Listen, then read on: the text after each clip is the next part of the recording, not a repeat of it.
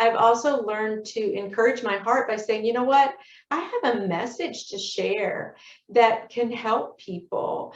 And my experience with depression and overcoming that and learning what it means to be transformed through the renewing of my mind, that is valuable. And that's a resource. And I could be the poster child for taking thoughts captive and giving thanks in everything and having that joy despite externals, and that's worth something. And even if I'm just helping one person or two people, it's really worth it. Plus, I'm driven by the passion, and I think that's where you are. You hit that point where it's like, man, I was made for this.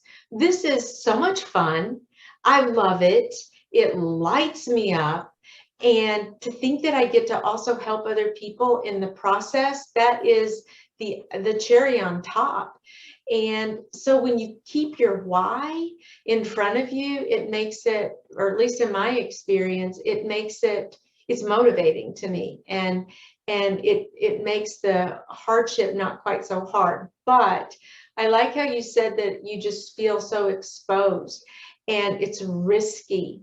And what you've chosen to do, and this boldness and this courage, is step into the arena, so to speak. And I don't think it's really fair for people to criticize the folks who are willing to get into the arena and kind of get dirty and messy and say, I'm trying to do this. This is what I'm called to do, and I'm going to put it out there. Because who can, if you're not willing to do that, it's better just to zip it. And because it is hard. And can you think, Izzy, of any particular thoughts like on let me just ask you this. How did you work out of that 2-week period? You got the no on the PhD program, and then it occurs to you, okay, I'm going to pivot this around to a book. But how did that change? Or did you just wake up one morning and you're like, I'm done with feeling, so down here. This is not the end of the road. I'm still going to cling to this big dream I have. How did you get from the no to suddenly, I'm going to hang on to this and pivot? How'd you do that? Well, the feeling was pretty major at that moment at the Atlantis. And it fills me with joy. It really does. And one of the things is that we all have our walls that we have to climb, and we just sit back and ask the word how, and not sit there and say, okay, this is what okay, I won't do it. This is giving yourself all kinds of excuses not to reach, but say, how can I do it? Okay, this is where I am now. How can I get past this? And then that little voice in your brain that tells you you can't do it, because your brain is designed to do one thing, and that's to keep you safe.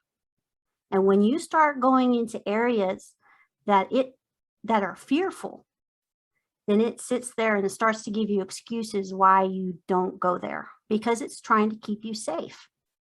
Well, there's one thing that trumps that little voice, and it's also a know-it-all.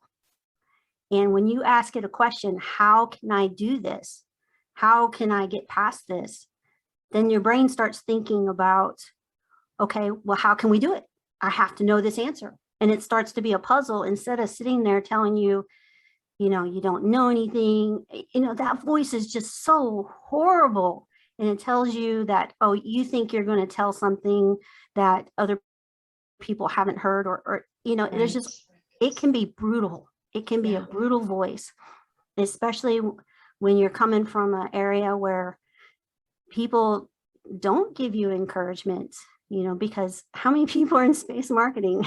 Like I said, Right. You get that look going, okay, so you're not really getting that feedback from that area. It's just, you have to know, you got to say, how can I make this dream happen? Because your brain is going to tell you you can't. Right.